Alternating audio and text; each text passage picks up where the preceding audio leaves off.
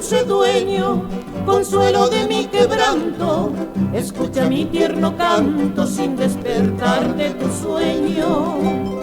Vengo al pie de tu ventana a acariciar tus oídos con los cánticos sentidos de una pasión soberana. Con los cánticos sentidos de una pasión soberana. No despiertes si entre tanto te arrullas celeste coro, que sus canciones de oro son mejores que mi canto. Duerme sí, pero entre sueños sigue afanos escuchando el canto sonoro y blando en que mis ansias te enseño. El canto sonoro y blando en que mis ansias te enseño.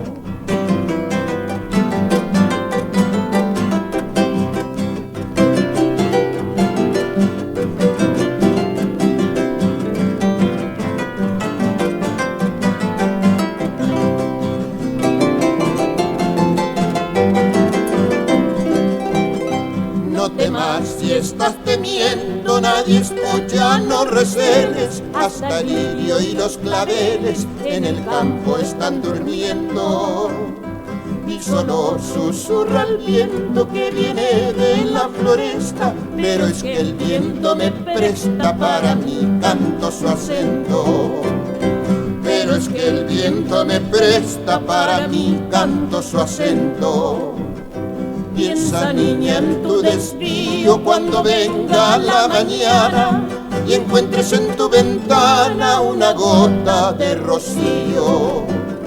Gota de llanto que llora sobre la flor que te deja de tu ventana en la reja un corazón que te adora. De tu ventana en la reja un corazón que te adora.